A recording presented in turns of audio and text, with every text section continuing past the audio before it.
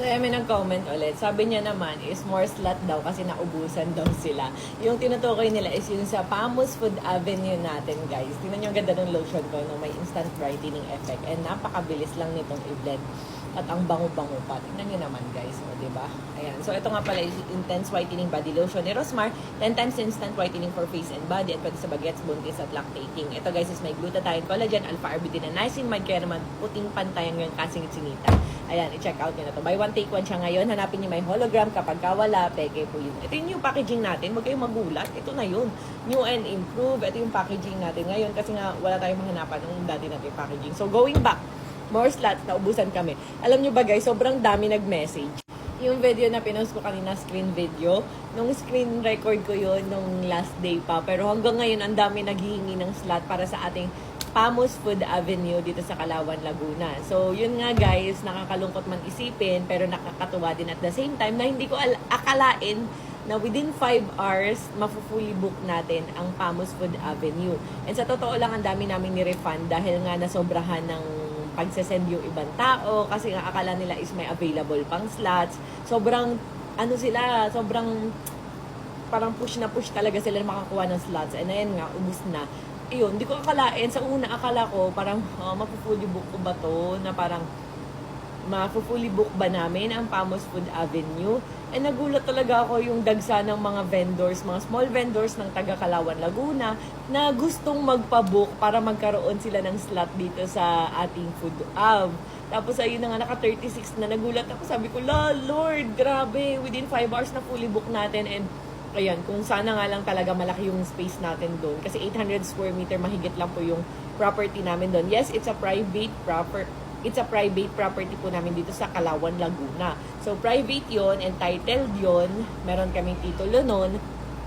So, ayun, sabi nga, pwede namin gawin kung ano man yung gusto namin as long as magko-comply kami. Ayan, as long as susunod kami sa batas dito sa bayan na to. So, ayun nga, sorry sa mga naubusan ng slot and hindi ko akalain na ganito kagrabe yung mangyayari. Ayan. And thank you sa mga nagpabook ng slots. And kung may mga aalis man in the future, re-replyan at kukontakin namin kayo para maka-enter kayo dito sa aming small business, which is nga yung Pamus Food Avenue. Alam nyo guys, hindi na ako nagtayo ng stall ko dyan kasi sabi ko nga, ayokong kalabanin yung mga small vendors. Ang gusto ko lang is to promote their businesses. Ayan, kung kita nyo nga yung mga picture ng mga foods nila na ilalagay nila sa Pamus Food Avenue, ay pinost ko kahapon. Ayun, so ilan pa lang yon, sobrang dami pa. And sabi ko nga akong bahala mag-promote ng mga business nila for free. Although alam nyo naman guys na as content creator, may rate talaga ako na sinisingil sa mga nagpapapromote sa akin. Pero dahil nga nandun sila sa area namin, doon sila makikita, free promotion sa akin. Ayan, at hindi lang sa akin dahil ang daming mga food vlogger, mga biker, rider na dadayo talaga sa Pamus Food Avenue. Nagtatanong na sila sa akin ng opening. So, sobrang nakakataba talaga ng puso and sana supportahan niyo yung ginagawa naming bagong venture, yung Pamus Food Avenue ng aking asawa. Dahil alam niyo naman, ang aking asawa ay laking Laguna. Kaya sabi nga niya talaga, iba daw talaga yung feeling niya daw dito sa bahay namin na to. Kaya ayaw niya talagang ibenta. Ako naman kasi Chinese. Siyempre, pag tutubo ako, ibebenta ko kahit bagong bili. Ganun yun, di ba? Napansin nyo, pag may bago kaming biling property, pinopost ko agad siya. Bago namin gamitin yung bahay, gamitin yung mga kung ano-ano doon. Kasi iniisip ko, pag may gamit na, pangit na sa picture. So, pinipicturean ko muna and popost ko na agad siya na for sale, kahit bagong bili. So, hindi dahil ayaw na namin doon sa bahay, kaya nga namin binili kasi gusto namin. Pero kung tutubo naman ako ng milyones dyan, ibebenta ko talaga yan. Ayan, pero ito nga, yung asawa ko talaga, sinasabi niya na ang gaan daw talaga ng puso niya dito sa bahay namin na to, kaya parang ayaw niya talagang ibenta. And as you can see, ngayon, although pinalagyan ko pa rin ng tarpaulin na for sale. Ayan, pinalagyan ko pa rin ng tarpaulin. Kasi malay nyo naman, makachamba, di ba may gustong bumili? Pero ayun, pinapaayos na namin to. And yun nga, nagpa-repaint kami nitong bahay, ganyan. Ano pa ba? Pinapatag namin, pinaganda namin yung parking lot. Ayan, papatayuan nga namin ng hotel. Ayan, papagandahin namin. Papalagyan namin ng pool, ganun. Dami na namin plano dito talaga. Ayun, so baka madalas nyo rin kami talagang makikita dito. Pero syempre, mahirap na rin talagang iwanan ang Tagaytay dahil sobrang babait talaga ng mga, alam nyo na doon, na Tolentino. Sobrang family, ano na talaga, family na sila sa akin. Sobrang babait nila sa aming mag-asawa, sa pamilya namin. Tapos yun nga, di ba, ninong ng anak ko din si Mayor Brent doon. Sobrang napamahal na rin sa amin yung Tagaytay, and ang dami rin namin property doon. Kasi nga, before dati, nangolekta kami dito sa Kalawan, Laguna. Tapos, edi umalis nga kami, di ba? Kasi nga, basta, alam nyo na, kaya kami umalis dito kasi nga yung medyo, yung sa permit before, ganyan. So, sabi ko, alis na nga lang ako, parang ganon. So, ngayon, na naman kami, and yun, napapamahal na naman ako sa lugar and sa mga tao. Alam niyo naman, sobrang love ko yung mga tao dito sa Kalawan, yung mga vendors. Ayan, kaya hindi ko maintindihan yung nag-leak na GC sa kanluran na parang night market, na kaya daw pala ako punta doon is dahil daw nagmamasid-masid daw ako dahil mag-open daw ako ng Food Avenue. Sabi ko, hindi po ganon. Dahil alam niyo naman ako, mahilig talaga ako sa mga pika-pika, turo-turo, tuhog-tuhog, ganun talaga akong tao. Kaya nga nung minsan na ispatan ako, may nag-picture video sa akin na kumakain ako ng dos tres.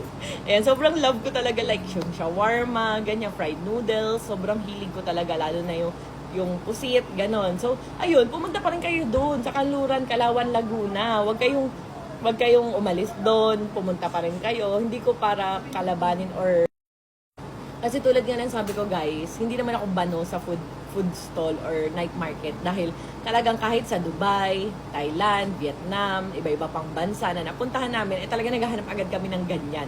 Talagang hindi ako makakakain ng mga tuhog-tuhog nila doon. So ganun ako. So alam ko na yung ganyan.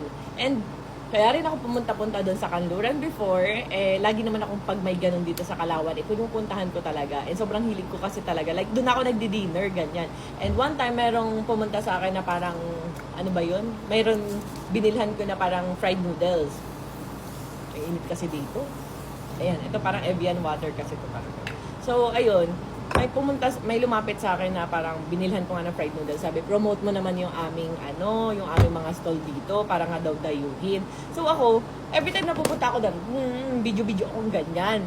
Tapos sasabi ko, ayan, may shawarma dito, punta kayo. Nakikita niyo naman siguro yung video ko. Ganun ko kasuportahan yung mga small vendors. Like, pinopromote ko sila for free. And kita nyo naman yung bagong mga tao na re-renta din sa Pamus Food Avenue. Pinopromote ko talaga for free yung mga businesses nila. And kahit na hindi ngayon, kahit nung iba pang panahon, pag may lumalapit sa akin na nagpapapromote ng small business nila, pinopost ko talaga, tinatag ko nga, ultimo kahapon nga yung gasol, tinag ko rin, sabi ko doon na sila bumili.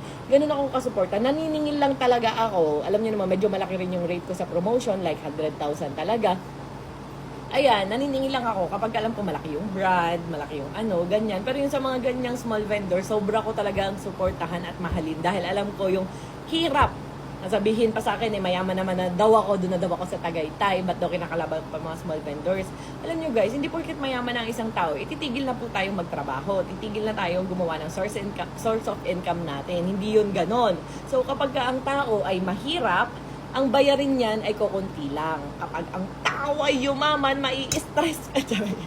Mai-stress ka talaga sa bayarin. Tulad nga ng sabi ko guys, pasahod ko pa lang monthly, pasahod pa lang namin sa mga staff namin monthly is 1 million mahigit na. Pasahod pa lang yun.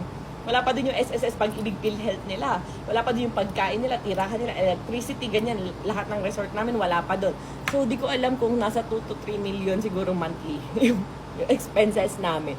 So ako, bilang hindi naman ako gumagawa ng business na illegal, talaga namang sabi ko nga sa inyo, lahat ng pagkakakitaan sa maayos, malinis na paraan, ipapasukin ko.